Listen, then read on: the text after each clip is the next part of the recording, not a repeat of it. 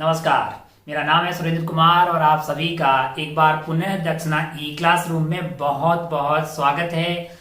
हम बातें कर रहे हैं मोशन के बारे में, मैकेनिक्स में हम बातें कर रहे हैं। मैकेनिक्स इज बेसिकली पूरी जो बातें हैं वो मैक्रोस्कोपिक ऑब्जेक्ट की मोशन के बारे में ही है। उस मोशन को अपने 3 भागों में डिवाइड किया था। One is translational motion, second अपने पास था रोटेशनल मोशन और तीसरा वाला वेराइटी था combined translational and rotational motion. तो हमने जो पहला वेराइटी था translational motion without knowing the cause, वो हमने काइनेमेटिक्स में पढ़ लिया।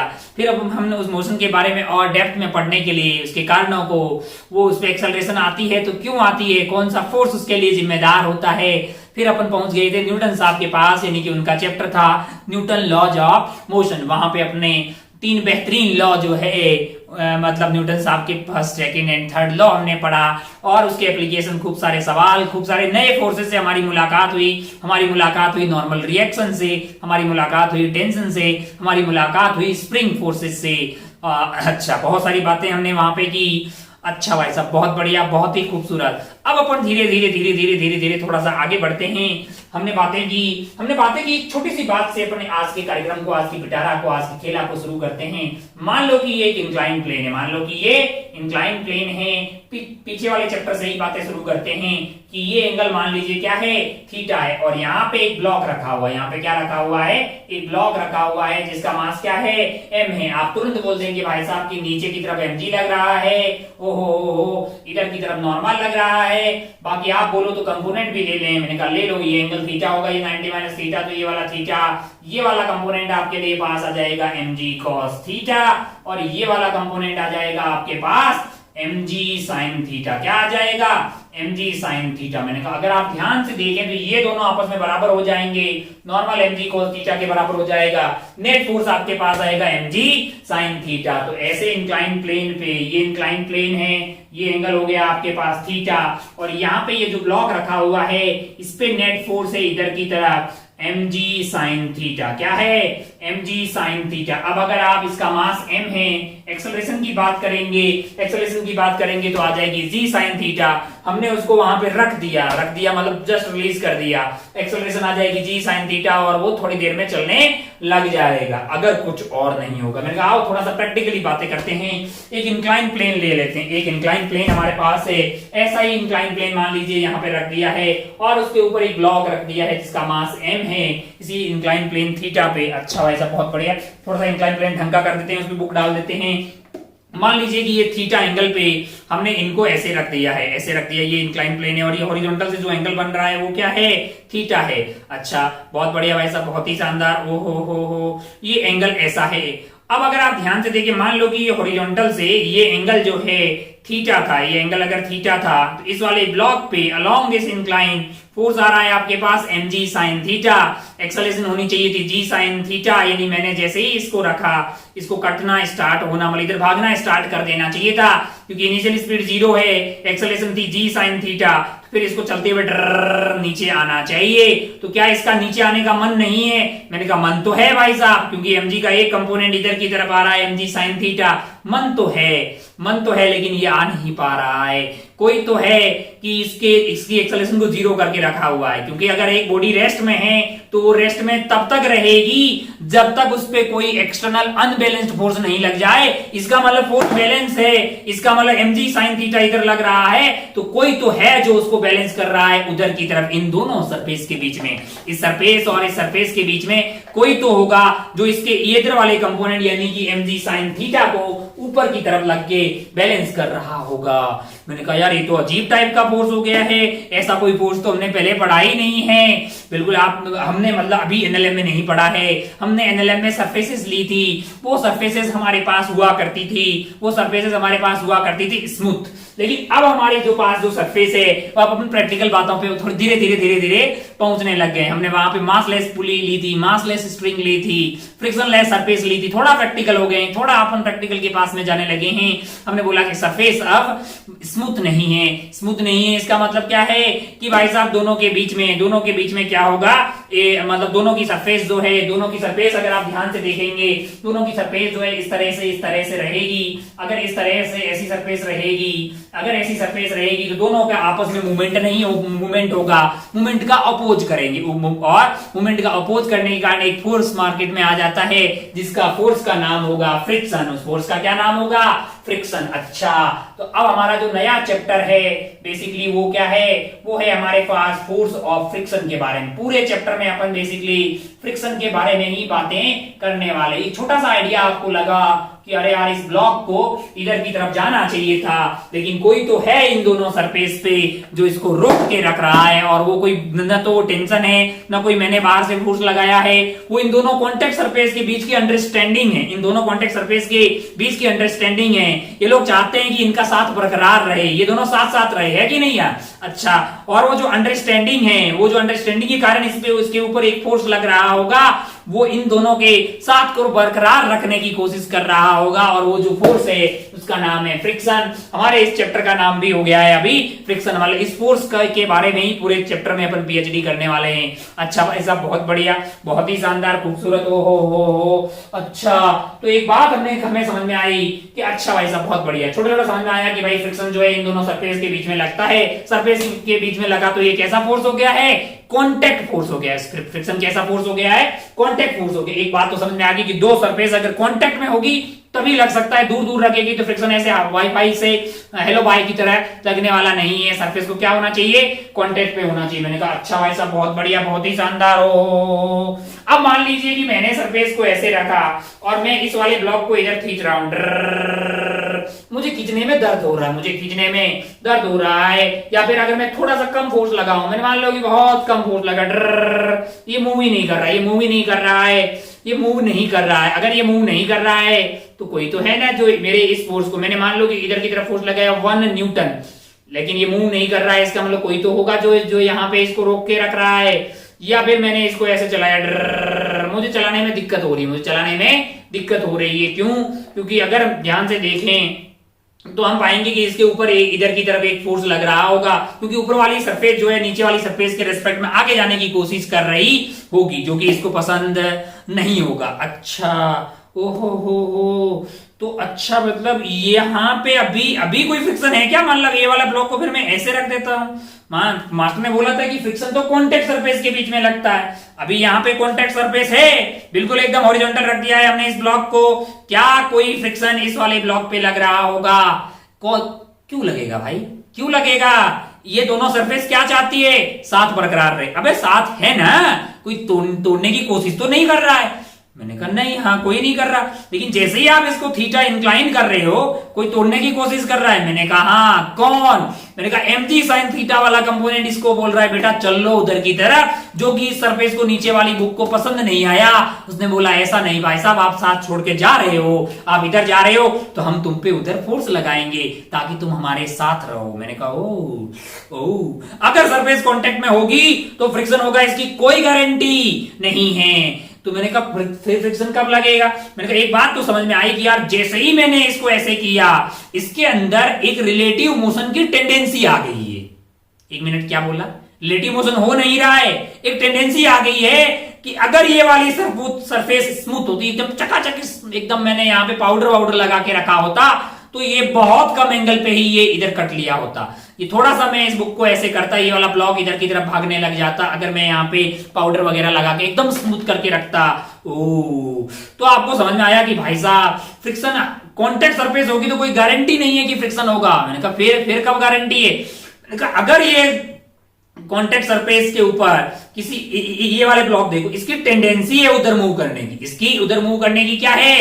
टेंडेंसी है, यानी रिलेटिव स्लाइडिंग की टेंडेंसी है, इसकी टेंडेंसी है। अगर ये सरफेस स्मूथ होती तो ये भाग गया होता उधर, लेकिन ये सरफेस स्मूथ नहीं है इसीलिए वो अटका हुआ है। अच्छा भाई साहब बहुत बढ़िया, बहुत शानदार। ओहो, एक बात समझ में आ गई, कॉन्टेक्ट सरफेस होगी तो कोई गारंटी नहीं है फ्रिक्शन होगा, लेकिन अगर रिलेटिव टेंडेंसी हुई, इसका इसके रिस्पेक्ट में मूव करने की रिलेटिव टेंडेंसी हुई तो फ्रिक्शन पक्का मार्केट में आएगा। कि बोला नहीं,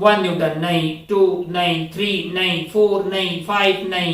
जैसे अपन एक बहुत बड़ा सा आइटम या कुछ भी बॉक्स रखा होता है, उस पर धक्का लगाने की कोशिश करते हैं, एक आदमी से नहीं धक्का लगता है तो अपन एक दो आदमी को और बुलाते हैं और फिर वो स्लाइड कर मतलब जो है स्लाइड हो जाता है। इसका मतलब अपन क्या कर रहे हैं, जो फोर्स अपन लगा रहे हैं उस पे जो हॉरिजॉन्टल डायरेक्शन फोर्स लगा रहे हैं वो क्या कर रहे हैं, बढ़ा रहे हैं, धीरे धीरे बढ़ा रहे हैं। अच्छा मैंने इसको बढ़ा के किया 1 न्यूटन, तब भी मूव नहीं किया।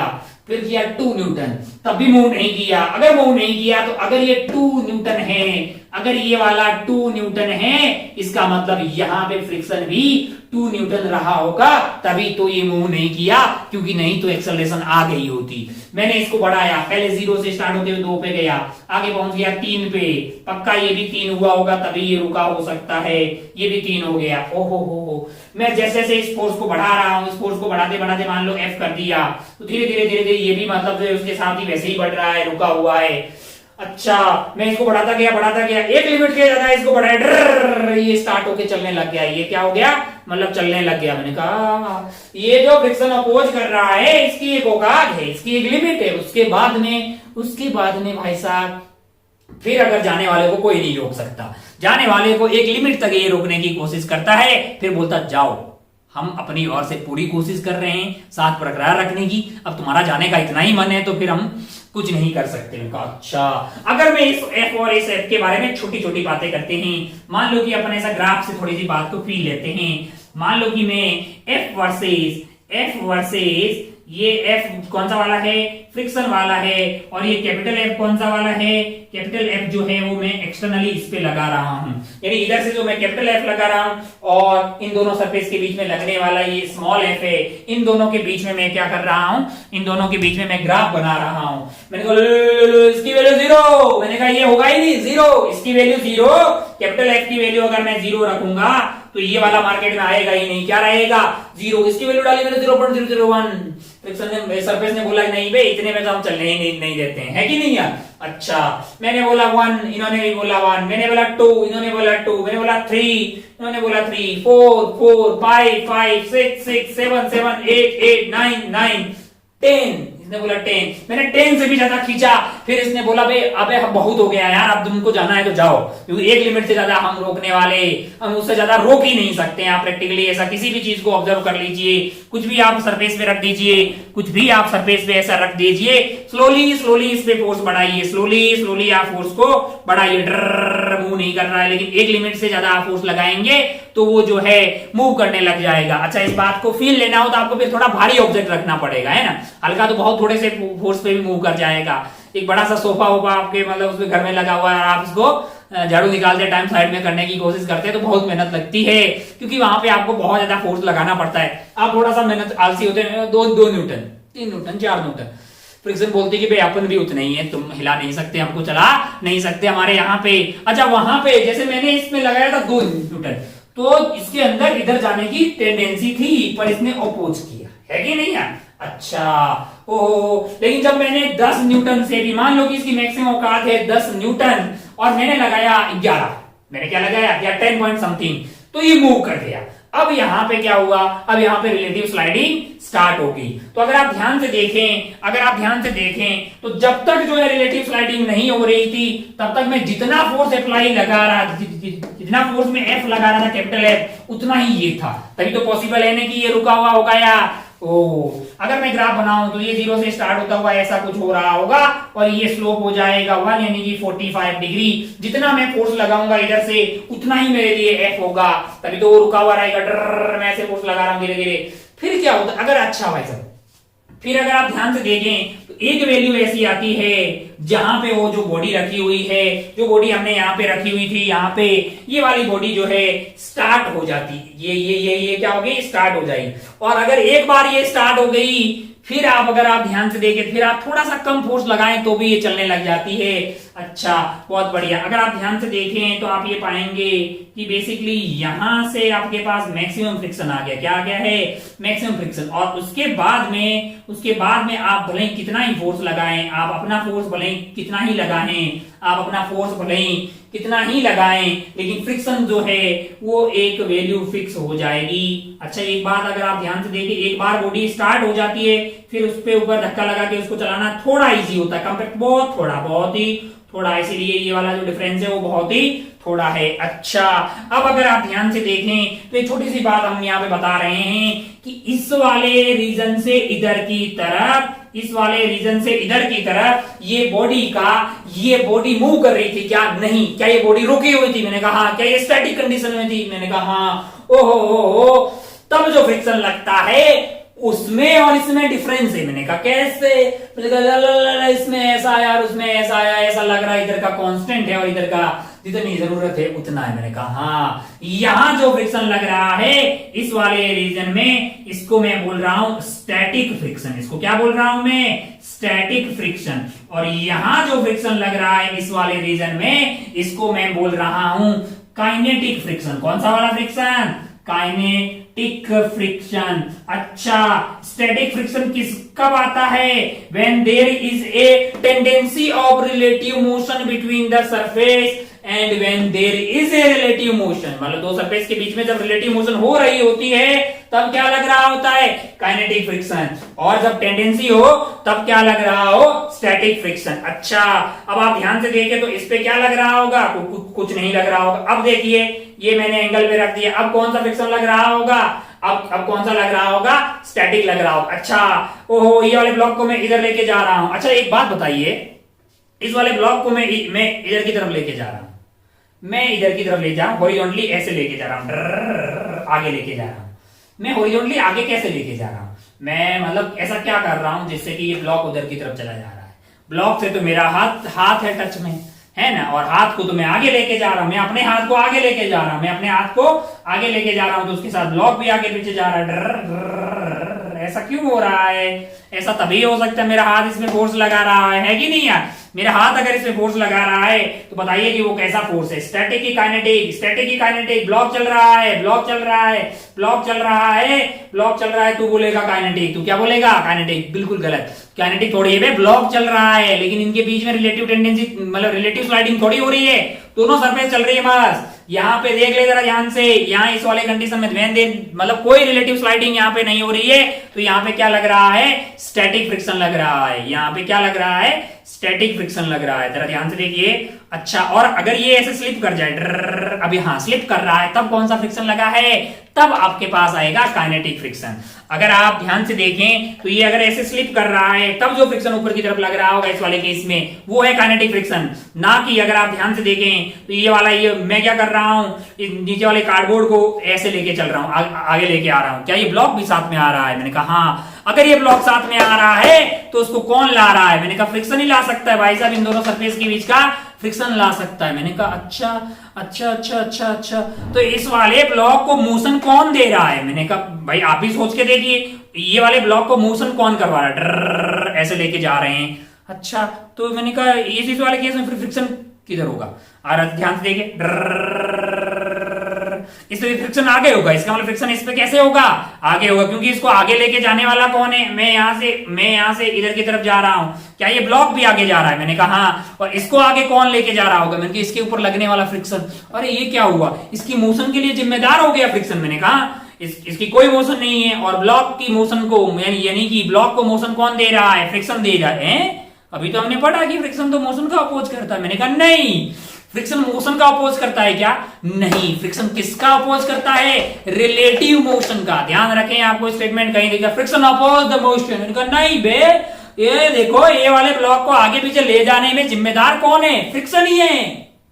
अरे भाई, ये नीचे वाला कार्डबोर्ड आगे जाने का मन था, लेकिन कार्डबोर्ड के द्वारा इस पे लगने वाला फ्रिक्शन ही तो इसको आगे लेके जा रहा है। तो फ्रिक्शन जो है वो मोशन का अपोज नहीं करता, फ्रिक्शन मोशन का अपोज नहीं करता। फ्रिक्शन किसका अपोज करता है? फ्रिक्शन अपोज करता है tendency of relative motion and relative motion. Relative motion and motion अलग है, यानी इन दोनों के बीच में जो फिसलने वाला है वो रिलेटिव मोशन है, और इसका चलना मोशन है कि नहीं? इसकी मोशन, अब ये चल रहे हैं तो ये मोशन में है, लेकिन when there is no relative motion, तो friction oppose the tendency of relative motion and relative motion. अच्छा, जब टेंडेंसी ऑफ रिलेटिव मोशन होती है तब जो फ्रिक्शन होता है उसको प्यार से क्या बोलते हैं, उसको बोलते हैं स्टैटिक फ्रिक्शन। उसको प्यार से क्या बोलते हैं, स्टैटिक फ्रिक्शन। और जब रिलेटिव स्लाइडिंग हो रही हो, ऐसा जब रिलेटिव स्लाइडिंग हो रही हो तब जो फ्रिक्शन लगता है उसको प्यार से क्या बोलते हैं, काइनेटिक फ्रिक्शन। मैंने कहा यार ये तो बहुत सही हो गया, बहुत बढ़िया हो गया, बहुत ही शानदार, अपने थोड़ा थोड़ा समझ में आ गया। मैंने कहा हाँ, एक बात और समझ में आई, छोटी छोटी बातें अपन लिखते हैं, थोड़ा थोड़ा अपन लिखते हैं यार। यहाँ पे कार्यक्रम शुरू करते हैं कि friction is a contact force. कैसा फोर्स है, कॉन्टैक्ट फोर्स है। Friction is a contact force which opposes the tendency of relative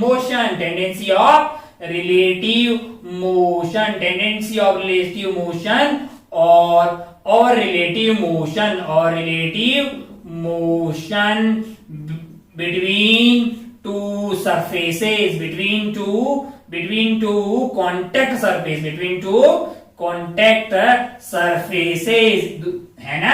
अच्छा, सरफेस कांटेक्ट में होगी तो पक्का क्या रिलेटिव फ्रिक्शन लगेगा, मैंने कहा नहीं। अच्छा, फ्रिक्शन क्या मोशन का अपोज करता है, तो बोलेगा नहीं। फ्रिक्शन किसका अपोज करता है, दो कांटेक्ट सरफेस के बीच में अगर टेंडेंसी ऑफ रिलेटिव मोशन हुई या फिर रिलेटिव मोशन हुई तब मार्केट में आता है फ्रिक्शन। मैंने कहा अच्छा, और जब टेंडेंसी हो तब जो फ्रिक्शन आता है उसको प्यार से बोलते हैं स्टैटिक फ्रिक्शन। और जब बॉडी चल रही हो नहीं, दो सरफेस के बीच में रिलेटिव स्लाइडिंग हो तब जो फ्रिक्शन आता है उसको प्यार से बोलते हैं काइनेटिक फ्रिक्शन। बहुत बढ़िया भाई साहब, बहुत ही शानदार। पे शुरुआत हमने की है कि ये कांटेक्ट फोर्स है। ये कैसा फोर्स है, ये कांटेक्ट फोर्स है। कब आता है, मैंने कहा when there is a tendency of relative motion, या फिर रिलेटिव मोशन हो रहा हो दो सरफेस के बीच में, तब मार्केट में आता है हमारे लिए फ्रिक्शन। अच्छा, ओहो, अच्छा भाई साहब, बहुत बढ़िया। कांटेक्ट फोर्स नॉर्मल के बारे में हमने पहले बातें की थी, टेंशन के बारे में भी बातें की थी। अब अपन बातें करने वाले हैं फ्रिक्शन के बारे में। अब आप समझ गए कि भाई साहब फ्रिक्शन दो टाइप का हो सकता है, यानी फ्रिक्शन को कैटेगराइज किया गया। एक वो वाले केस में जब दोनों सरफेस के बीच में रिलेटिव स्लाइडिंग की टेंडेंसी हो, एक वो वाला केस जब स्लाइडिंग हो रही हो तो इसको बोला गया स्टैटिक, इसको क्या बोला गया, काइनेटिक। अब अपन एक एक करके पीएचडी करते हैं कि स्टैटिक फ्रिक्शन क्या है। छोटा सा याद है, अब आपको बहुत आसान लगेगा। स्टैटिक फ्रिक्शन क्या है, स्टैटिक फ्रिक्शन कब लगता है भाई साहब, पहला बताइए, मार्केट में आता कब है स्टैटिक फ्रिक्शन। मैंने कहा when there is a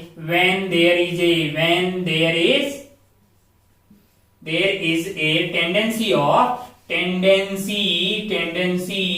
of relative motion, when there is a tendency of relative motion, तब मार्केट में कौन आता है, स्टैटिक फ्रिक्शन। मैंने कहा बहुत बढ़िया भाई साहब। ओहो, किसका अपोज करता है, रिलेटिव मोशन के टेंडेंसी का, between the two contact surface. मैंने कहा बहुत बढ़िया भाई साहब, बहुत ही शानदार। अब अगर आप ध्यान से देखें तो मैंने 0 रखा है को, फ्रिक्शन की वैल्यू थी 0, मैंने 1 रखा, फ्रिक्शन की वैल्यू 1 आई, मैंने 2 रखा, 2 आई थी, 3 रखा, 3 आई थी, 10 रखा, 10 आई थी। मैंने कहा हाँ, ओहो, जितनी जरूरत हो रही है क्या उतना लग रहा है। जैसे अगर आप ध्यान से देखें, जितनी जरूरत हो रही है, 0 जरूरत तो 0 लग रहा है, थोड़ी जरूरत थोड़ा लग रहा है, थोड़ी और जरूरत तो थोड़ा और ज्यादा लग रहा होगा, थोड़ी और जरूरत बड़ी लग रहा होगा, उससे ज्यादा जरूरत बड़ी तो फिर बोलेगा कि अपने से इतना ही पॉसिबल है, अपने से इतना ही पॉसिबल है, अपने से इतना ही पॉसिबल है, उससे ज्यादा आप लगाओगे फिर आप चला के ले जाओ। मैंने कहा ओहो,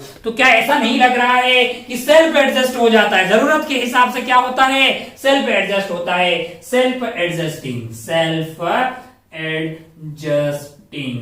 एडजस्टिंग फोर्स है। कैसा फोर्स है, सेल्फ एडजस्टिंग फोर्स है। मैंने कहा बहुत बढ़िया भाई साहब, बहुत ही शानदार। ओहो, आसान भाषा में अगर बात करें तो जितनी जरूरत होती है, जितनी जरूरत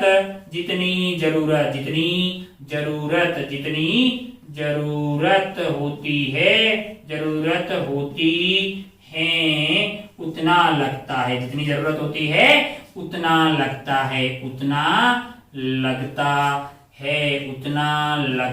है। भाई साहब बहुत ज्यादा इंपॉर्टेंट पॉइंट है, जितनी जरूरत होती है उतना रखता है। आप बोलेंगे साहब ये जरूरत को कैसे डिफाइन करोगे, अबे जरूरत की कोई मतलब भी तो होना चाहिए। मैंने कहा हाँ, जरूरत क्या चीज की जरूरत, दोनों के बीच की रिलेटिव स्लाइडिंग नहीं होने देना है कि नहीं यार, है ना।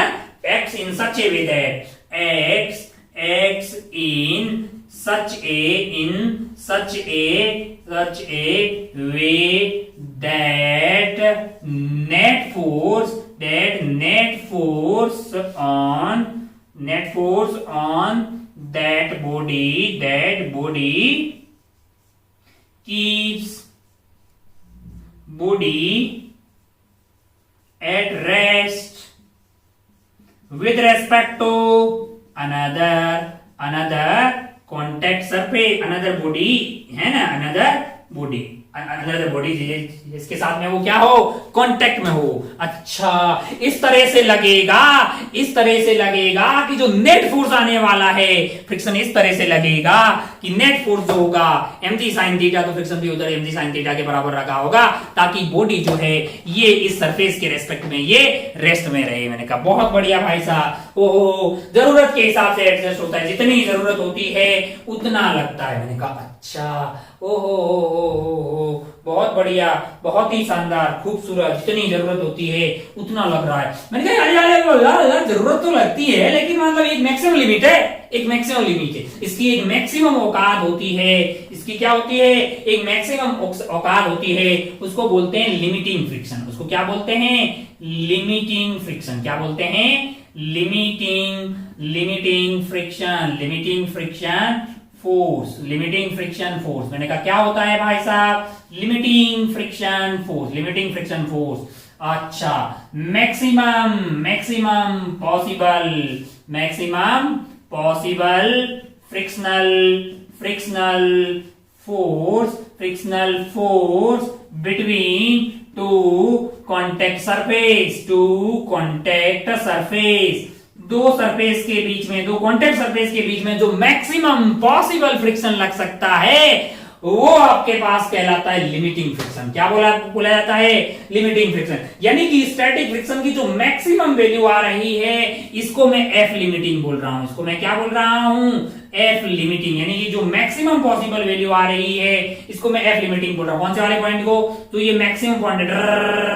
अच्छा, अगर आप ध्यान से देखें तो आप पाएंगे कि अगर आप ध्यान से देखें तो एक बॉडी है जिसको अपन क्या कर रहे हैं, चलाना चाह रहे हैं। मैंने कहा अच्छा, ऐसे। अच्छा, इसको चलाने के लिए मुझे फोर्स बढ़ाना पड़ा। मुझे जस्ट स्टार्ट करने के लिए इधर खींचने वाला फोर्स इन दोनों सरफेस के बीच की लिमिटिंग फ्रिक्शन के बराबर रखना पड़ेगा, जस्ट स्टार्ट करने के लिए। मैंने कहा हाँ बिल्कुल, लिमिटिंग फ्रिक्शन तक तो ये अपोज करता रहेगा, लेकिन मुझे अगर इसको स्टार्ट करना है, मतलब चलाना है, तो लिमिटिंग फ्रिक्शन के बराबर से थोड़ा सा ज्यादा, इत्तू से ज्यादा लगा देंगे तो ये चल जाएगी। मैंने कहा अच्छा, ये लिमिटिंग फोर्स कैसे निकालते।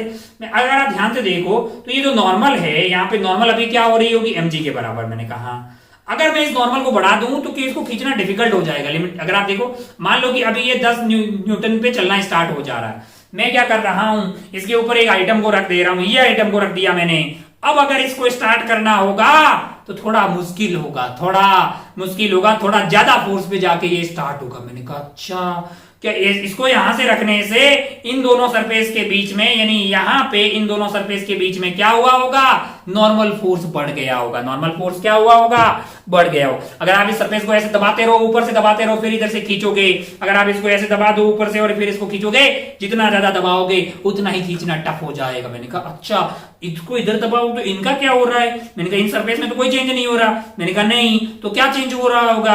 मैंने कहा नॉर्मल चेंज हो रहा होगा। ओह, तो कितना जो मैक्सिमम फोर्स लग सकता है, यानी जो लिमिटिंग फोर्स है आपके पास, F limiting that is directly proportional to normal reaction between the surface। जितना ज्यादा नॉर्मल रिएक्शन होगा उतना ज्यादा लिमिटिंग फ्रिक्शन होगा, उतना ही ज्यादा लिमिटिंग फ्रिक्शन होगा। और ये एफ लिमिटिंग फोर्स होता है म्यू इंटू एन। म्यू कौन सा वाला, स्टैटिक वाला, जो मैक्सिमम पॉसिबल स्टैटिक फ्रिक्शन लग सकता है, जिसको प्यार से मैक्सिमम पॉसिबल फ्रिक्शन जो लग सकता है वो आपके पास है, उसको प्यार से लिमिटिंग फ्रिक्शन बोलते हैं। वो होता है mu s into n. N क्या है, n is basically normal reaction. क्या है, नॉर्मल फोर्स है, नॉर्मल फोर्स कहां पे, सरफेस के बीच में। और म्यू एस क्या है, म्यू एस है coefficient of static friction, static friction क्या चीज है? मैंने कहा अलग अलग सरफेस के लिए म्यू अलग अलग होगा। अच्छा, मैंने कहा कैसे? मैंने कहा अगर आप ध्यान से देखें तो यहाँ पे प्लास्टिक लगा हुआ है इसके ऊपर, इसलिए कम एंगल पे ही ऐसे स्लाइड कर जाएगा। देखो कम एंगल पे। लेकिन अगर मैंने यहीं पे यहाँ पे बुक ले लिया, मान लो कि ऐसा खुरदरा टाइप का बुक लिया है, रफ सरफेस ज्यादा रफ लिया है, अब आप ध्यान से देखेंगे ना तो ये ज्यादा एंगल पे ही रह जा रहा है। अगर आप देखेंगे जरा ध्यान से तो ये ज्यादा एंगल पे स्लाइडिंग स्टार्ट कर रहा है। और अगर मान लो कि इसको भी और ज्यादा खुरदरा टाइप का ले लें, मान लो कि ये वाला बुक इस पे रख देते हैं, अब आप देखिएगा ये वाली बुक जो है इसके रेस्पेक्ट में काफी ज्यादा एंगल तक ऊपर उठा रहा हूं तब भी स्लाइड नहीं कर रही है कि नहीं यार? ये भी थोड़ी सी स्लाइड कर रही है क्योंकि उसके ऊपर भी पॉलिथीन लगा हुआ है। अगर आप देखें उसके रेस्पेक्ट में तो ज्यादा एंगल पे जाने के बाद में ये स्लाइडिंग स्टार्ट कर रही है। मैंने कहा अच्छा, मैंने इस वाली सरफेस को चेंज ही नहीं किया, ये आइटम को चेंज किया, तो क्या दोनों का सरफेस का म्यू चेंज हो गया? मैंने कहा हाँ। म्यू किस पे डिपेंड करता है? दोनों कॉन्टेक्ट सरफेस पे डिपेंड करता है, यानी कि दोनों कॉन्टेक्ट सरफेस पे, इस पे और इसकी, यानी कि यहाँ पे दोनों, यहाँ ये सरफेस और ये सरफेस, दोनों सरफेस पे डिपेंड करता है म्यू। अच्छा, मैंने कहा बहुत बढ़िया भाई साहब, बहुत ही शानदार। ओहो, जितनी सरफेस ज्यादा रफ होगी उतना ही म्यू ज्यादा होगा। अच्छा, बहुत बढ़िया भाई साहब, बहुत ही शानदार। और सरफेस को स्मूथ करते जाओगे, एकदम फिनिशिंग लाते रहते हैं तो म्यू कम होने लग जाता है। खैर, अपन उसके बारे में थोड़ी सी बातें और करेंगे। अगर थोड़ी सी बता देते हैं जैसे शुरू हुआ, अगर अपन सरफेस को जितना ज्यादा रफ होगा, ऐसा खुरदरा टाइप का होगा, उतना म्यू ज्यादा होगा। और जितना ज्यादा आप स्मूथ करते जाएंगे, अगर आप ध्यान से देखें सरफेस को अगर आप स्मूथ करेंगे, नोट लिख लेते हैं यहाँ पे, सरफेस को अगर आप स्मूथ करेंगे तो क्या होगा? म्यू आपका कम हो जाएगा, म्यू आपका कम हो जाएगा। लेकिन अगर आप हद से ज्यादा सरफेस को स्मूथ कर दो, एकदम बहुत ज्यादा सरफेस को स्मूथ कर दो, यानी कि आप ऐसा करो कि मान लो कि दो ऐसा है कि ग्लास की स्लाइड एक दूसरे के ऊपर रख दो, या फिर दो नई नई कॉपी को एक दूसरे के ऊपर रख दो, एकदम जो स्मूथ हो जाती है, फिर उनको स्लाइड करवाना थोड़ा टफ होता है, कंपेरेटिव टफ होता है। अगर आप स्मूथनेस को और ज्यादा बढ़ाते जाओगे, हद से ज्यादा स्मूथ कर दोगे, और तो फिर क्या होगा कि दोनों सरफेस को एक दूसरे से अलग करना टफ हो जाता है। जैसे आप ग्लास की दो ऐसी स्लाइड ले लो, है ना, जिसपे ब्लड का सैंपल वगैरह लेते हैं, उसको जैसे ऐसे रख दो, एक के ऊपर एक रख दो मान लो, और फिर उसको ऐसे स्लाइड करवाने की कोशिश करते हैं तो वो डिफिकल्ट हो जाता है। इनका ऐसा क्यों? अगर आप हद से ज्यादा किसी सरफेस को स्मूथ करते हो तो उस वाले केस में जो इंटरमॉलिक्यूलर अट्रैक्शन है वो बढ़ जाता है, क्योंकि मॉलिक्यूल्स के बीच की जो फासले हैं वो बहुत ही कम हो जाता है। ये स्पेशल केस है। अगर आप सरफेस को बहुत ज्यादा, हद से ज्यादा, बहुत ज्यादा, वेरी वेरी स्मूथ, यानी अगर आप बहुत ज्यादा अगर स्मूथ कर दोगे तब आपके पास क्या होगा? तब आप जो है, मतलब यहाँ पे अगर आप स्मूथनेस को बढ़ा रहे हो तो म्यू कम हो रहा है, स्मूथनेस को बढ़ा रहे हो तो म्यू कम हो रहा है। लेकिन अगर आप वेरी वेरी स्मूथ कर दोगे तो फिर म्यू जो है थोड़ा सा बढ़ने लग जाता है। फिर क्या होगा? म्यू बढ़ने लग जाता है, फिर म्यू थोड़ा सा बढ़ने लग जाता है, यानी थोड़ा सा मतलब जो है बढ़ जाता है थोड़ा सा, फिर तो चीजों को स्लाइड करना टफ हो जाता है। आप समझ गए कि बीच में wonder wall attraction and intermolecular attraction जो है, अब मॉलिक्यूल्स काफी क्लोज हो जाते हैं। अगर सरफेस बहुत ज्यादा स्मूथ हो जाती है तो फिर उस वाले केस में कंपैरेटिवली स्लाइड करवाना एक के ऊपर एक टफ होता है। अच्छा, बहुत बढ़िया भाई साहब, बहुत ही शानदार। एक बात बताइए कि ये जो म्यूएस इंटू एन आपने लिखा है, ये मैक्सिमम पॉसिबल स्टैटिक फ्रिक्शन आपके पास आ गया, क्या ये इस बात पे डिपेंड करेगा कि ये वाली सरफेस का एरिया क्या है? क्या वो इस बात पे डिपेंड करेगा कि एरिया क्या है? जैसे मैंने ये वाला ब्लॉक लिया, इसका एरिया इतना है, मैंने इसकी आधे एरिया वाला ब्लॉक अगर यहाँ पे रखा होता तब भी क्या उतना ही लग रहा होता? या फिर मतलब मैं बोल रहा हूं कि यही वाला ब्लॉक का मास m फिक्स रखिएगा, इसको जो है मैं यहाँ पे ऐसे रख रहा हूं पहले वाले केस में, है ना, थीटा पे, और दूसरे वाले केस में मान लो कि ऐसे रख दे रहा हूं, कुछ और चीज भी हो जाती है इसमें, टॉपल हो जाएगा।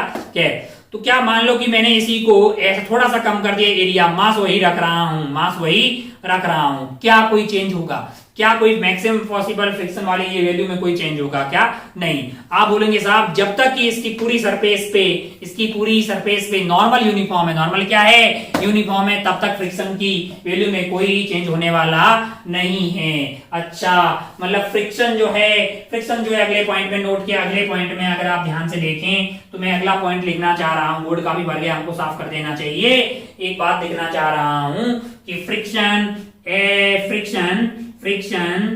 does not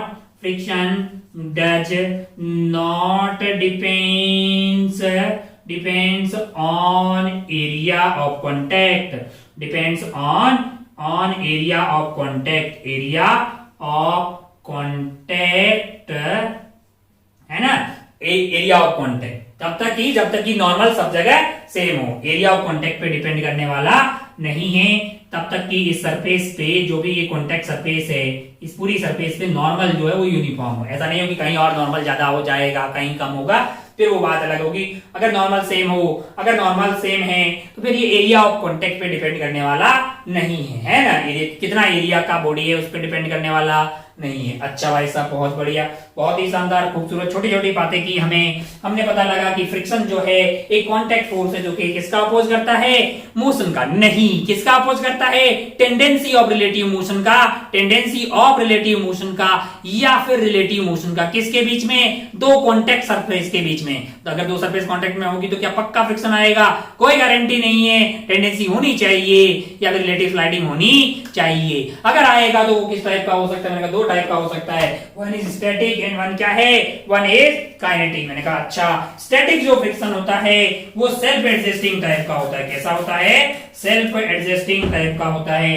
अगर वो सेल्फ एडजस्टिंग टाइप का होता है तो फिर वो जरूरत के हिसाब से अपने आप को एडजस्ट करता है, लेकिन उसकी एक मैक्सिमम लिमिट होती है, उससे ज्यादा हो जाने वाला नहीं है। और वो मैक्सिमम लिमिट इस बात पे डिपेंड करेगा कि दोनों सरफेस के बीच का म्यू क्या है। म्यू जो है कुछ भी वैल्यू आएगी, 0.1, 0.2, 1 के आसपास से, 1 से कम, कई बार मतलब 1 से कम रहती है यूजुअली, 1 से ज्यादा भी हो सकती है, 1 से ज्यादा भी म्यू पॉसिबल है। 0 से लेके 1 से 1 के आसपास ज्यादातर सरफेस के बीच में रहता है। कुछ ऐसे एक दो आइटम्स हैं जिनकी केस में म्यू की वैल्यू 1 से बड़ी भी हो सकती है। अच्छा, तो ये वैल्यू जो है वो किस पे डिपेंड करेगी, ये जो दोनों कॉन्टेक्ट सरफेस है जो आपस में कॉन्टेक्ट बना रही है उन पे डिपेंड करेगी। नॉर्मल तो अपने को समझ में आ गया कि उन दोनों सरफेस के बीच में क्या जो भी नॉर्मल लग रहा होगा वो वाला फोर्स होगा म्यू एस इंटू एन, है ना। अच्छा, बहुत बढ़िया भाई साहब, बहुत ही शानदार। सेल्फ एडजस्टिंग, यहां तक बॉडी क्या थी, यहाँ पे सिर्फ टेंडेंसी थी, उससे आगे ये स्लाइड करने लग गया। अच्छा, तो हमारे पास ये आ गया है स्टैटिक फ्रिक्शन के बारे में ये बातें लगी। अब अगर आप ध्यान से देखें तो हमें एक बात तो पता लगी कि यार मतलब acts in such a way that the net force that body keeps the body at rest with respect to another, मतलब दूसरे वाले के रिस्पेक्ट में उसको ऐसा रखना है, ऐसा उसका अल्टीमेट टारगेट होता है। क्या इसी बात को अपन डायरेक्शन पता करने में यूज करेंगे? मैंने कहा इसी बात को किसमें यूज करेंगे, डायरेक्शन पता करने में। किसकी, फ्रिक्शन की डायरेक्शन पता करने में हम इस बात का उपयोग करेंगे कि यार फोर्स इस तरह से लगेगा कि नेट फोर्स जो होगा वो बॉडी को रेस्ट में रखेगा दूसरी बॉडी के रिस्पेक्ट में। अच्छा, बहुत बढ़िया, बहुत ही शानदार। आइए पता करते हैं, पहले अपन थोड़ा स्टैटिक का ही ज्ञान ले लेते हैं। डायरेक्शन ऑफ स्टैटिक फ्रिक्शन पे थोड़ी सी बातें करते हैं। डायरेक्शन ऑफ स्टैटिक फ्रिक्शन, चलिए अपने बोर्ड को एक बार साफ कर दिया। अब पता करते हैं direction of static friction, direction of static friction, direction of static friction, static friction. अभी अपन स्टैटिक की बातें कर रहे हैं, बहुत आसान भाषा में। हमें ऐसा हो रहा कि इस तरह से लगेगा कि नेट फोर्स जो है बॉडी को रेस्ट रखे, नेट फोर्स जो होगा वो बॉडी को रेस्ट पे रखेगा with respect to another body. Rest मतलब ग्राउंड के रिस्पेक्ट में रेस्ट पे नहीं, दूसरी बॉडी के रिस्पेक्ट में रेस्ट पे, मतलब रिलेटिव मोशन नहीं हो रही होगी। अच्छा, बहुत बढ़िया, बहुत शानदार। हो इसी वाले ब्लॉक पे बताइए, ये वाला ब्लॉक है, ये एंगल थीटा है, ये वाला ब्लॉक इक्विलिब्रियम में है, नीचे क्या लग रहा होगा, नीचे लग रहा होगा mg sin थीटा। और अगर ये इक्विलिब्रियम में है तो भाई साहब इस वाले ब्लॉक पे फ्रिक्शन किधर लगेगा, इधर लगेगा, तभी तो ये रुका रहेगा। और f की वैल्यू क्या होगी, mg sin थीटा के बराबर, f की वैल्यू mg sin थीटा के बराबर। अच्छा, बहुत बढ़िया भाई साहब, एक एग्जांपल लेते हैं, थोड़ा ढंग का एग्जांपल ले लेते हैं। मान लो कि हमारे पास क्या हो, यहाँ पे है ब्लॉक ए, क्या है यहाँ पे, ब्लॉक ए है, ये है ब्लॉक बी, ये है ब्लॉक बी, और यहाँ पे मान लीजिए कि है ब्लॉक सी, क्या है, ब्लॉक सी। और ब्लॉक सी पे मैंने फोर्स एफ लगा दिया है, इक्विलिब्रियम है, क्या है, यहाँ पे भी क्या है, इक्विलिब्रियम है हर जगह, और सरफेस सारी रफ है, स्मूथ एक भी नहीं है। अगर ये इक्विलिब्रियम है तो सी वाले पे फोर्स इधर एफ लग रहा है, तो बताइए सी वाले को कौन रोक के रख रहा होगा? अगर आप सी वाले की एफबीडी बनाएंगे तो आप पाएंगे कि इस पे फोर्स एफ इधर लग रहा है, तो इस वाले सी का मन हो रहा होगा उधर जाने का, भाई सी का तो मन हो रहा है उधर से, लेकिन बी को ये बात बुरी लगी। बी और सी की आपस में सरफेस दोनों मिलती है और बात करती है, तो गलत बात है, तुम तो चले जाओगे, हम तो यहीं रहेंगे। ओ तो बी ने बोला हम जाने नहीं देंगे, हम तो मैं जाने नहीं देंगे। अच्छा, बी के द्वारा सी के ऊपर एक फोर्स लगेगा इधर की तरफ, मैं उसको F1 बोल रहा हूं, है ना, ये फोर्स इधर की तरफ लगेगा बी के द्वारा सी पे, this is force on c, या फिर अगर ऐसा बोलें this is force on C due to b, क्या होगा, ड्यू टू बी। अच्छा, लेकिन अगर आप ध्यान से देखें तो ये जो सी वाला है, सी वाला क्या बोलेगा, सी वाला बोलेगा भाई साहब कि यार तुम्हें भाई सी वाले का तो मन है कि चलने का, चल लेते, सी वाला बी को बोलेगा भाई तुम भी चल लो साथ में यार, तुम भी साथ में चल लो। ये इस पे क्या लगाएगा, इधर की तरफ फोर्स लगाएगा, force on B due to C, और ये कौन सा होगा, ये फ्रिक्शनल फोर्स होगा, ये क्या होगा, ये भी फ्रिक्शनल फोर्स होगा, और इसके जस्ट बराबर होगा। अगर ये एक्शन है तो ये उसका क्या है, reaction, equal, opposite, same nature का, and acting on two different bodies. अगर ये एक्शन है तो ये क्या है, रिएक्शन है। मैंने कहा अच्छा, फिर ये और ये अगर बराबर हो गए, अगर ये और ये बराबर, ये वाली बॉडी पे नेट फोर्स क्या हो जाएगा, 0 हो जाएगा। अच्छा, बहुत बढ़िया भाई साहब, बहुत ही शानदार। हो अब अगर इस पे उधर लग रहा है तो फिर टेंशन आ गई अपने, मतलब दिक्कत आ गई जिंदगी में, ए और बी वाले के बीच में। मैंने कहा हाँ, ए और बी वाले के बीच में, बी वाला बोल रहा है कि अपने को तो उधर जाने का मन है क्योंकि सी ने बोला है, ए ने बोला गलत बात। अगर हमको मतलब जो है छोड़ के आप जा रहे हो, ये बात हमको सही नहीं लग रही है, तो जो इधर की तरफ एक फ्रिक्शन लगाएगा, क्यों, क्योंकि उसकी टेंडेंसी उधर है, टेंडेंसी के जस्ट अपोजिट में, friction on B due to A. B बोलेगा तुम भी चल लो भाई, तुम भी चल लो वाले केस में क्या होगा, तुम भी चलो वाले केस में ए के ऊपर इधर लगाएगा, ये उतना ही लगाएगा जितना इसने उस पे लगाया है, friction on A due to b. धरती माता बोलेगी कि हम भी इधर लगा रहे हैं फ्रिक्शन ड्यू टू ग्राउंड, कि किस पे, friction on A due to ground. Ground पे किधर लगेगा, ग्राउंड पे जो है इधर लगेगा, ग्राउंड को कोई फर्क पड़ने वाला नहीं है, बहुत बड़ा है ग्राउंड, बहुत बढ़िया, बहुत ही शानदार। हो अब अगर आप ध्यान से देखें तो अपने को फ्रिक्शन की डायरेक्शन निकालनी आ गई। बॉडी इक्विलिब्रियम में, ये पूरा आइटम रुका हुआ है, अगर ये रुका हुआ है, अच्छा, तब अपन जो है डायरेक्शन पता कर ले, क्योंकि सारा जो फोर्स लग रहा है कहीं पे भी रुका हुआ का सेंस मतलब कहीं पे भी रिलेटिव स्लाइडिंग नहीं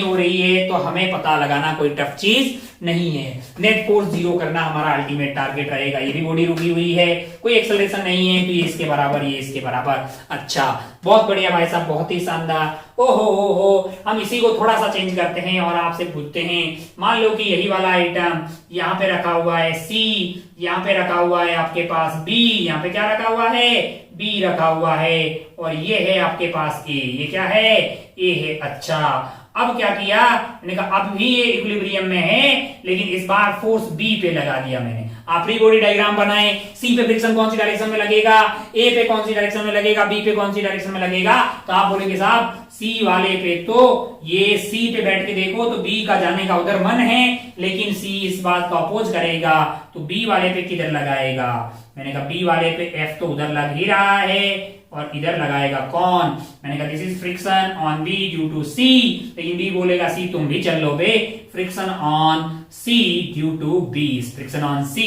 ड्यू टू बी। अच्छा, बहुत बढ़िया भाई साहब। और बी वाला आगे जाने की कोशिश करेगा तो ए वाला इस बात को अपोज करेगा, ए वाला भी उधर ही लगाएगा, क्या लगाएगा, friction on B due to A वाले पे फ्रिक्शन कैसे लगेगा, ए वाले पे फ्रिक्शन इधर लगेगा, friction on A due to B. अच्छा, धरती माता ए वाले पे किधर लगाएगी, धरती माता के रेस्पेक्ट में उधर जाने का उसका मन हो रहा है, तो friction on A due to ground, और ग्राउंड पे किधर लग जाएगा, इधर लग जाएगा। अच्छा, ये और ये का मैग्नीट्यूड सेम रहेगा, ये और ये वाले का मैग्नीट्यूड सेम रहेगा। अच्छा, बहुत बढ़िया भाई साहब, बहुत ही शानदार। हो बढ़िया लगा अपने को, अपने ये भी बना दिया, बहुत शानदार काम किया है।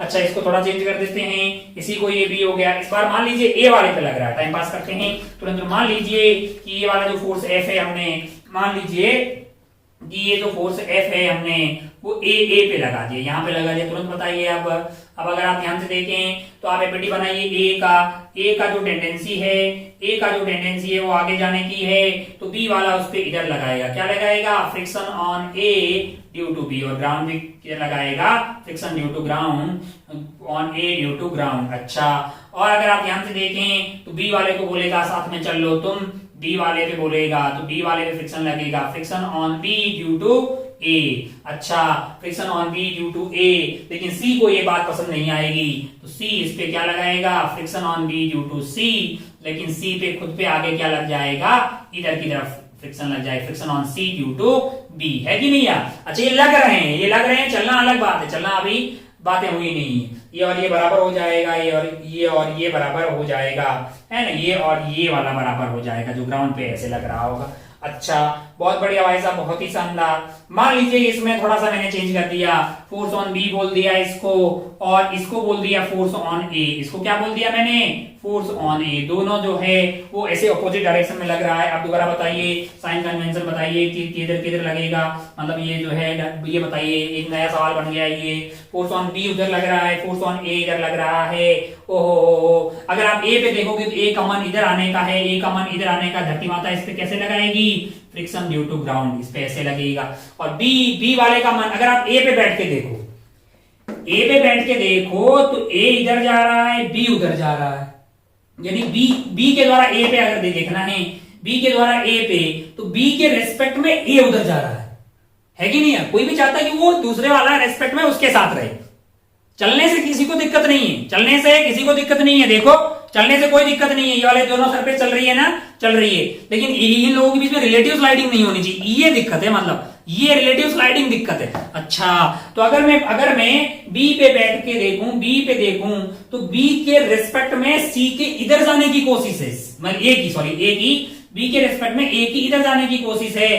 बी को ये बात पसंद नहीं आई, बी ने ए को बोला कि नहीं यार तुम मेरे साथ चलो, अरे साथ रखा रखना है तो यहां पे क्या आ गया, friction on A due to b. और अगर आप ए पे बैठ के देखो चीटा बन के, तो आपको लग रहा है बी जरा उधर जाने की कोशिश कर रहा है, नहीं जाने देंगे, friction on B due to A, B due to A. अच्छा, और कोई कौन सा फोर्स लग रहा था, ए पे वैसे तो फोर्स लग रहा है यहाँ पे एफ ए, और इस पे फोर्स क्या लग रहा है, एफ बी। अब आप ध्यान से देखो, सी पे बैठ के देखोगे तो आपको लग रहा है कि बी साहब उधर जा रहे हैं, बी के उधर जाने का मन है, बी का अगर उधर जाने का मन है तो सी इसको बोलेगा कि भाई साहब यहाँ पे आप रुक जाइए, यानी force on B due to सी।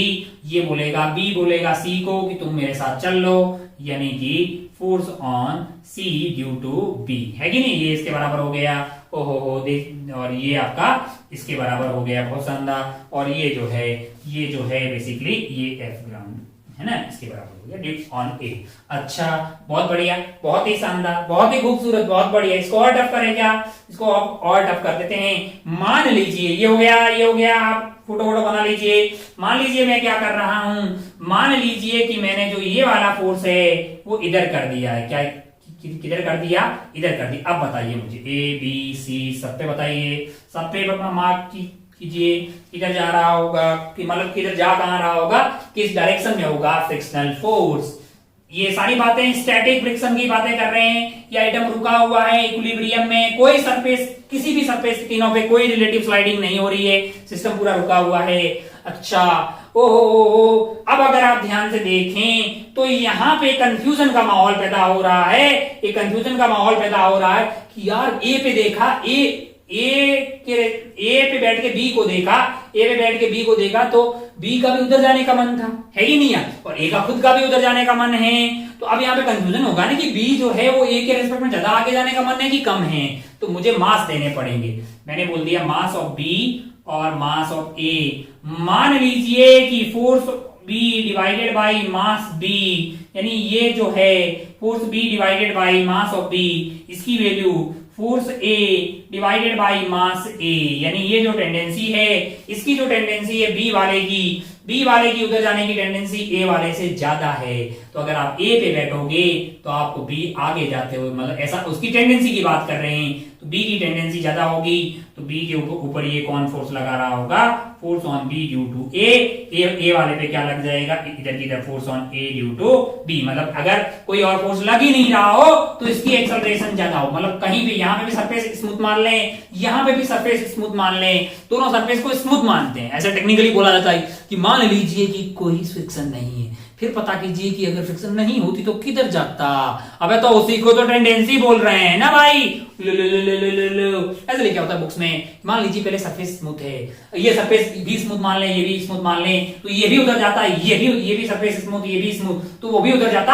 अरे लेकिन ये बहुत तेजी से जाता क्योंकि इसका एक्सेलरेशन ज्यादा है, तो ये ए को पसंद नहीं आया तो इसने इस पे उधर लगा दिया। बी ने बोला तुम भी साथ में चलो बे, एफ ए बी लगा दिया। ओ हो। और सी के रेस्पेक्ट में तो बी उधर जाने की कोशिश कर रहा है, सी इस बात का अपोज करेगा, यानी force on B due to C, ये सी को साथ में ले जाने की कोशिश करेगा बी, तो force on C due to B. अच्छा, बाकी फोर्स आपका एफ बी जो है वो यहाँ पे आ गया है, और एफ ए जो है आपका यहां आ गया है। ओहो, ग्राउंड के रेस्पेक्ट में इधर काटने की कोशिश कर रहा है। This is force of friction on A due to ground, this is on ground पे ए लगा रहा होगा, इसकी डायरेक्शन ऐसी होगी। बहुत बढ़िया, बहुत ही खूबसूरत, बहुत ही उम्दा। ओहो, बोर्ड उड़ाते हैं। छोटी छोटी बातें हमने की, हमें ये समझ में आ गया कि स्टैटिक फ्रिक्शन जितनी जरूरत होती है उतना लगता है, और ऐसे लगता है कि बॉडी रेस्ट में रहे with respect to other surface, और उसकी मैक्सिमम वैल्यू है वो म्यू इनटू नॉर्मल हो सकती है। म्यू कौन सा वाला, स्टैटिक वाला। थोड़ी सी बातें की, लौट के दोबारा आएंगे स्टैटिक फ्रिक्शन पे।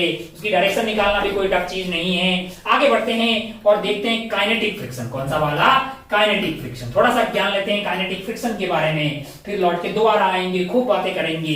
पूरा चैप्टर का नाम ही जब फ्रिक्शन है तो बातें तो फ्रिक्शन की होती ही रहेगी। ओ हो, साफ हो जाओ भाई साहब, साफ हो जाओ, टाइम भी काफी सारा हो रहा है। ओ हो, हेडिंग डालते हैं, छोटी सी बातें करते हैं काइनेटिक फ्रिक्शन की। किसकी, काइनेटिक फ्रिक्शन। काइनेटिक फ्रिक्शन कब आता है भाई साहब, कब आता है ये मार्केट में, कब लगता है काइनेटिक फ्रिक्शन, जरा सोच के बताइए। तो आप बोलेंगे साहब जब बॉडी में मोशन हो रही हो। मैंने कहा नहीं, मोशन नहीं भाई साहब, कौन सी, रिलेटिव मोशन। क्या हो रही हो, relative motion. When there is a relative motion, कब लगता है, when there is relative motion between, when there is relative motion between two contact surfaces,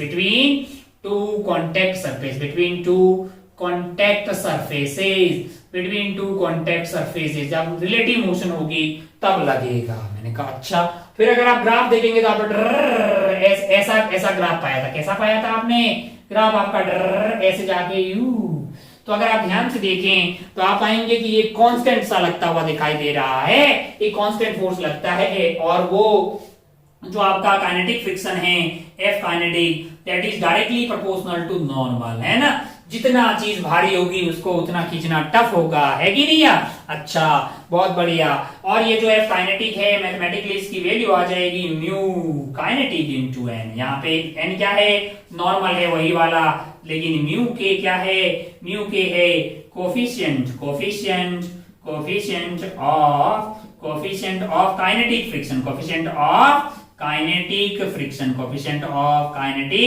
friction. अच्छा, किस पे डिपेंड करेगा भाई साहब, किस पे डिपेंड करेगा ये कोफिशिएंट ऑफ काइनेटिक फ्रिक्शन। मैंने कहा जो दोनों कांटेक्ट सरफेस है, दोनों सरफेस कांटेक्ट में है, जिनके बीच में रिलेटिव स्लाइडिंग हो रही है, उन दोनों कांटेक्ट सरफेस पे डिपेंड करेगा म्यू के। अच्छा, म्यू के और म्यू एस अलग अलग हो सकते हैं। मैंने कहा हाँ, यूजुअली म्यू के कम होता है, ये आपका ये वैल्यू आई थी आपके पास म्यू एस इंटू एन, और ये वैल्यू आएगी आपके पास म्यू के इंटू एन, तो आपके पास म्यू के इंटू एन, यानी म्यू के कम होता है, यूजुअली कम होता है। तो अपन ऐसी बातें कर सकते हैं कि mu kinetic is less than equal to mu static. कभी स्टैटिक से ज्यादा नहीं हो सकता है, यूजुअली मतलब तो थोड़ा सा कम ही होता है म्यू के। म्यू एस से अगर सवालों में कुछ नहीं दिया जाए, एक ही म्यू दिया जाए, तो फिर वही म्यू के हो जाएगा, वही आपका म्यू एस हो जाएगा। अच्छा, बहुत बढ़िया, बहुत ही खूबसूरत, बहुत ही बढ़िया। तो एक बात समझ में आएगी यार, कांस्टेंट फोर्स लगता है। अच्छा, मैं आपको यहाँ पे नॉलेज की बात बता दूं कि यहाँ से आपको ये कांस्टेंट टाइप का लग रहा है ना। हम लोग ऐसा मान के चलते हैं प्रैक्टिकली, एक प्रैक्टिकल बात कर रहे हैं अपन, प्रैक्टिकल बात कर रहे हैं कैसी, प्रैक्टिकली, जो कि हमारे सिलेबस में नहीं है। ये जो म्यू के होता है, दैट म्यू के इज फंक्शन ऑफ वेलोसिटी। क्या होता है? Function of velocity. जितनी बॉडी की रफ्तार होगी उस पे भी डिपेंड करता है। एक बॉडी है जिसका मास m है, इसकी रफ्तार v है, इस पे कितना काइनेटिक फ्रिक्शन लगेगा, वो बेसिकली म्यू इंटू n होगा। n मान लो जो भी उस पे यहाँ पे सरफेस पे लग रहा है, लेकिन ये म्यू जो है खुद ही वेलोसिटी पे डिपेंड करता है ना। फ्रिक्शन कई बार बहुत तेज स्पीड से जा रहे होते हैं, फ्रिक्शन भी कम हो जाता है, स्लाइडिंग व्लाइडिंग ये वो, धीरे धीरे अपन गाड़ियों के बारे में बातें भी करेंगे।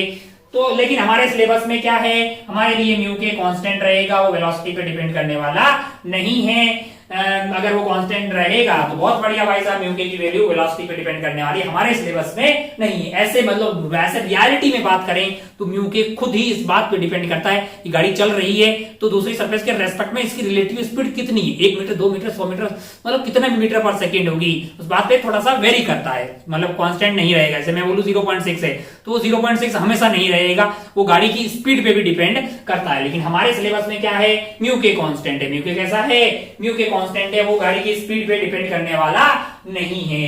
अच्छा, मतलब मतलब म्यू जो होता है वो स्पीड पे भी वैसे प्रैक्टिकली डिपेंड करता है। बहुत बढ़िया भाई साहब, बहुत ही शानदार। ये तो बता दिए कि कितना मैग्नीट्यूड होगा, डायरेक्शन कौन बताएगा। सेकंड पॉइंट में अपन ने ये पता कर दिया। थर्ड पॉइंट में पता करते हैं डायरेक्शन। क्या पता करते हैं? डायरेक्शन पता करते हैं। किसकी डायरेक्शन पता करते हैं? काइनेटिक फ्रिक्शन की। काइनेटिक फ्रिक्शन की डायरेक्शन किधर होगी?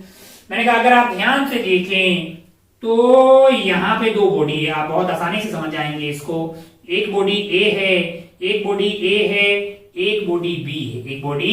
बी है। मान लो कि ये इधर की तरफ जा रही है 2 मीटर पर सेकंड से, और ये इधर की तरफ जा रही है 3 मीटर पर सेकंड। कैसे जा रही है?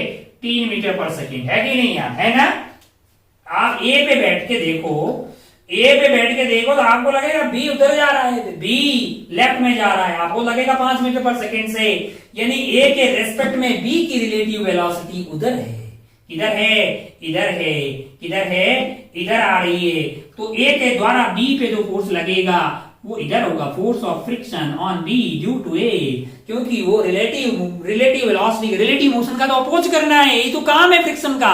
फ्रिक्शन ऐसा कभी नहीं कर सकता कि रिलेटिव मोशन, जाओ बेटा तुम मेरे रेस्पेक्ट में खिसको, मतलब ऐसा कभी नहीं बोलेगा। ये वाले फ्रिक्शन ऐसा कभी बोलेगा ये नहीं कि ये वाला कभी इसको ऐसा नहीं बोलेगा कि मैं तो रुका हुआ हूं तुम उधर कट लो, तुम मत जाओ क्योंकि मैं भी नहीं जा रहा हूं, ताकि साथ बरकरार रहे। फ्रिक्शन का काम होता है साथ बरकरार रहना, दोनों कॉन्टेक्ट सरफेस के बीच का साथ बरकरार रहे, बेसिक कॉन्सेप्ट है। तो आप इसकी रिलेटिव स्पीड उधर आई, अगर आप इस पे बैठ के देखोगे तो आपको लगेगा कि ये आइटम इधर जा रहा है ए, तो बी के द्वारा friction, force of friction on A due to B, है ना। तो अगर आप डायरेक्शन को अंग्रेजी भाषा में टेक्निकली लिखना चाहेंगे तो आप बोलेंगे x in such A way that x friction, x kinetic friction x in such A way, in opposite direction, in opposite to the direction of relative to the direction of relative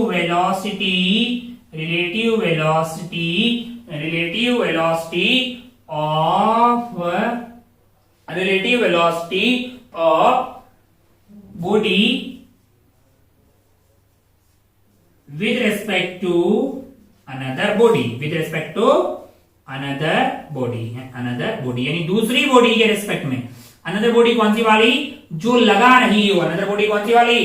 जो friction लगा रही हो। अगर इसकी इस ए के द्वारा B पे जो फ्रिक्शन लगेगा, यानी बी पे जो ए के द्वारा फ्रिक्शन लगेगा, वो ए के रेस्पेक्ट में बी की वेलोसिटी अगर इधर आ रही है तो उसकी just opposite, act in opposite to the direction of relative velocity of body जिस पे फ्रिक्शन लग रहा है with respect to another body. Another body पे बैठ के अगर अपन इस बॉडी का वेलोसिटी पता करेंगे, वो इधर की तरफ है, तो फ्रिक्शन आपके पास किधर लगेगा? उसकी जस्ट अपोजिट डायरेक्शन में। अच्छा, इसी वाले आइटम को, यानी मैंने इस आइटम को क्या बोला है? ये मेरे लिए बी है, ये मेरे लिए कौन है? ए है। ये मेरे लिए कौन है? ए है। अच्छा, बहुत बढ़िया, बहुत शानदार। हो मैंने क्या बोला? ये इधर जा रहा है 2 मीटर पर सेकंड से। कैसे जा रहा है? 2 मीटर पर सेकंड से। और ये कैसे जा रहा है? 3 मीटर पर सेकंड से। 3 मीटर पर सेकेंड से आपको कोई बोले कि फ्रिक्शन बताइए, आप बोलोगे साहब ए पे बैठ जाऊं तो मुझे तो बी आगे जाते हुए दिखाई दे रहा है। Friction on B due to A, friction on B due to A. अच्छा, बहुत बढ़िया भाई साहब। अगर आप फ्रिक्शन ऑन ए पता करना चाह रहे हैं बी पे, तो बी ने अपनी रफ्तार को उल्टा करके देखा तो उधर आ जाएगा 2 और 3 तो नेट रफ्तार इधर आ गई है, उसकी अपोजिट डायरेक्शन में, उसकी अपोजिट। अब आप ध्यान से देखिए पहला कैसे किया है। आप यहाँ पे ए पे बैठ गए तो आपने अपनी रफ्तार को उल्टा करके दिया, नेट रफ्तार उधर आई, उसकी अपोजिट डायरेक्शन में लगा दिया। ओहो, बी पे बैठ गए तो बी ने अपनी रफ्तार को 3 दिया, तो नेट रिजल्टेंट आया इसका अपोजिट यानी कि इस डायरेक्शन में, यानी ये लगाएगा friction on A due to B. अच्छा, ग्राउंड के रिस्पेक्ट में बात करेंगे तो ग्राउंड पे बैठ के देखेंगे तो ये उधर जा रहा है, तो friction on A due to ground पे कैसे लगेगा, friction on ground due to A. अच्छा, बहुत बढ़िया, बहुत ही शानदार, खूबसूरत, बहुत ही बढ़िया।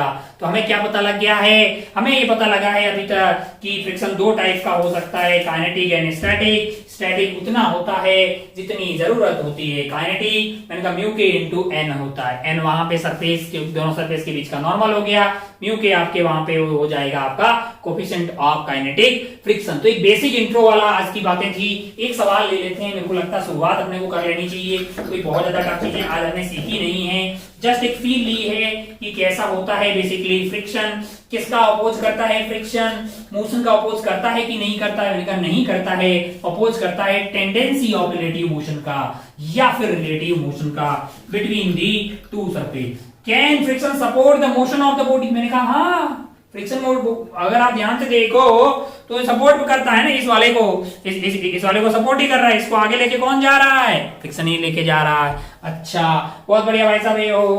एक छोटा सा एग्जांपल लेते हैं। मान लीजिए कि अपने पास क्या है, एक बॉडी है, मान लीजिए कि अपने पास एक बॉडी है, ऐसे रखी हुई है। मान लीजिए एक एग्जांपल लेते हैं, मेरे को लग रहा है आज का टाइम होने लगा है, हमने बहुत ही अच्छे से अच्छी शुरुआत की है फ्रिक्शन की, हमें बहुत बेसिक बातें समझ में आ गई है कि साथ बरकरार रखने का ये जो सपना है वो कैसे कैसे काम करता है। इस सपने की भी एक मैक्सिमम औकात होती है, इसको लिमिटिंग फ्रिक्शन बोलते हैं। उसके बाद में भी ये जो कोशिश करता है वो कांस्टेंट सी रहती है, जिसको काइनेटिक फ्रिक्शन बोलते हैं। वो थोड़ी सी वो मैक्सिमम पीक वाले से कम होती है। मैंने कहा हाँ, देखिए तो साथ बरकरार रखने के लिए क्या क्या किया जा रहा है यहाँ पे। अच्छा, एक बात आपको समझ में आ गई होगी कि जाने वाले को एक लिमिट से ज्यादा नहीं रोकना चाहिए। सरफेस भी तो वही करती है, फिर जाने वाले को एक लिमिट से ज्यादा लिमिटिंग फ्रिक्शन भी नहीं रोकती है। जाने वाले को बोलो bye bye and move on, है कि नहीं। अच्छा, बहुत बढ़िया भाई साहब, बहुत ही शानदार। हो मान लीजिए कि यहाँ पे एक ब्लॉक रखा हुआ है, ब्लॉक का मास है 5 kg। ब्लॉक का मास क्या है, 5 kg। अच्छा, इधर से मैं क्या लगा रहा हूं, इस पे फोर्स लगा, इधर से मैं क्या लगा रहा हूं, फोर्स लगा। आसान सवाल लेते हैं। मान लीजिए कि इन दोनों कॉन्टेक्ट सरफेस यानी ब्लॉक और इस सरफेस के बीच का म्यू एस है 0.6 और म्यू के क्या है 0.5।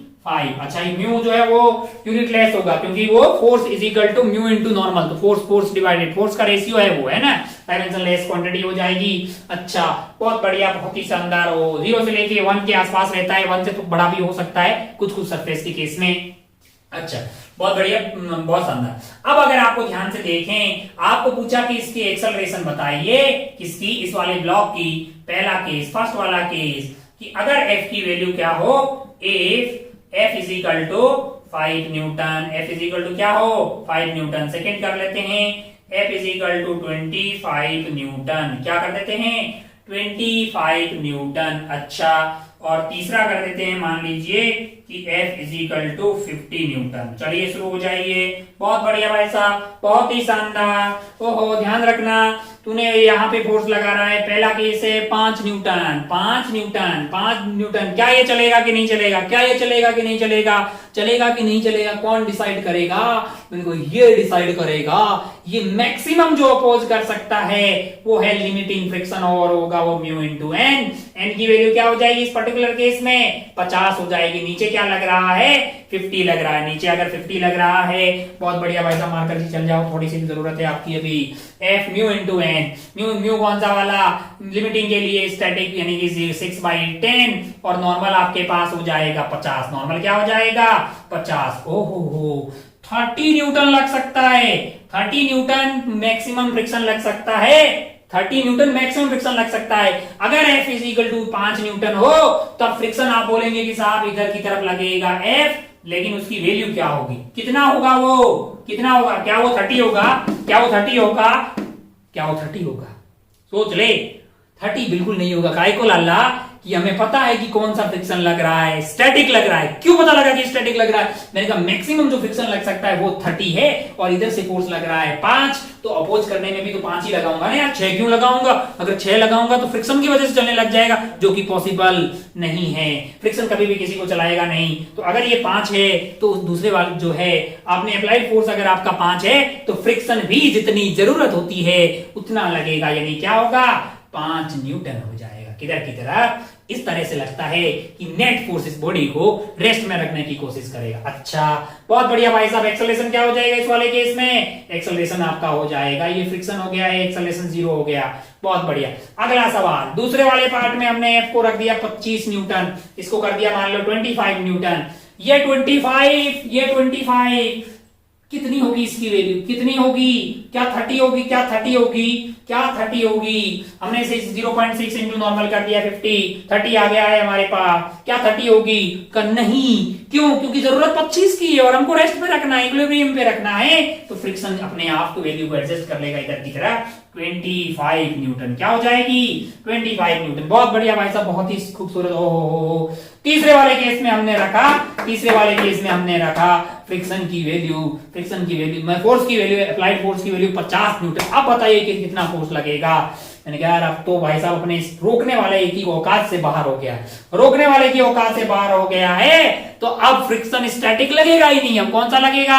काइनेटिक लगेगा। और काइनेटिक कितना लगता है? F काइनेटिक कितना लगता है? Mu into normal. कितना लगता है? Mu into normal. म्यू आपके पास क्या है? म्यू आपके पास है काइनेटिक वाला 0.5, यानी 5/10 इंटू 50, यानी कितना हो गया है आपके लिए? ये हो गया है 25 न्यूटन। ओहो, मतलब ये वाली बॉडी पे इधर की तरफ से क्या लग रहा होगा? इधर की तरफ से आपके पास लग रहा है 50 न्यूटन, लेकिन ये अपोज कर रही होगी 25 न्यूटन से, है कि नहीं यार? ओहो, और मास है इसका इतना, तो एक्सेलरेशन हो जाएगी इसकी इधर की तरफ 50 minus 25 divided by mass m। 50 minus 25 divided by मास हो गया ये 5 मीटर पर सेकेंड स्क्वायर, है कि नहीं यार? अच्छा, इस बॉडी को जस्ट स्टार्ट करना होता तो कितना फ्रिक्शन लगाना पड़ता? इस बॉडी को जस्ट स्टार्ट करना होता, जस्ट स्टार्ट करना होता, में बढ़ता क्या मुझे ये है, यानी मेरा काइनेटिक फ्रिक्शन आ रहा है 25, क्या मुझे 25 पॉइंट समथिंग पे ये चल जाएगा? क्या 25 पॉइंट समथिंग पे ये चल जाएगा? तू बोलेगा नहीं बे, ये तो रनिंग कंडीशन में आ रहा है, जब स्लाइडिंग हो रही तब आ रहा है, रुका हुआ है तो मैक्सिमम 30 जा सकता है। एक बार 30 लग गया, फिर उसके बाद आप 27, 28, 26 पॉइंट समथिंग से भी काम चला सकते हैं। एक बार बॉडी स्टार्ट हो जाती है, फिर उस पर थोड़ा कम फोर्स लगाएं तो भी वो चल सकती है। एक बार इसको स्टार्ट करने के लिए आपको जरूरत पड़ेगी 30 न्यूटन की। एक बार स्टार्ट हो गई, वो चलने लग गई, फिर आप 25 से बड़ा कुछ भी फोर्स लगाइए, वो चलता रहेगा, चलता है ना? है कि नहीं है? 25 है कि नहीं है? फिर अगर है ना, अगर 25 से कम लगाओगे तो फिर मतलब जो है पॉसिबल नहीं हो पाएगा। अच्छा, बहुत बढ़िया भाई साहब, बहुत ही शानदार, बहुत ही बढ़िया। ओहो। अच्छा, इसको स्टार्ट करने के लिए मिनिमम फोर्स क्या चाहिए? आपने बोला साहब कि म्यू एफ लिमिटिंग के बराबर आना चाहिए, यानी म्यू स्टैटिक इनटू नॉर्मल आना चाहिए। अच्छा, एक बॉडी है, इसका मास m है, एक बॉडी है जिसका मास क्या है? m है, एक बॉडी है जिसका मास m है। बोर्ड को थोड़ा साफ कर लेते हैं, यहाँ पे साफ कर लेते हैं। मान लो कि एक बॉडी है जिसका मास m है, एक बॉडी है जिसका मास m है।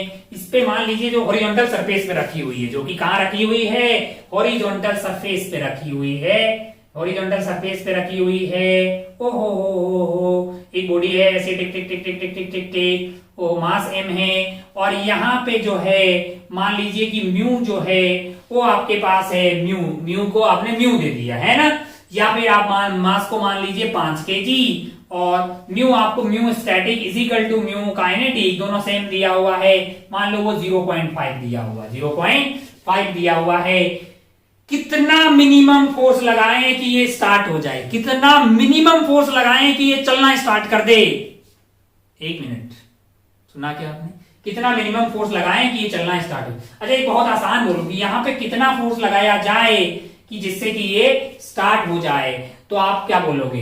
पता नहीं। ऐसा लगाएंगे कोई जरूरी है क्या? ऐसा लगाएंगे कोई जरूरी नहीं है, आपको जैसा मर्जी हो वैसा लगाओ।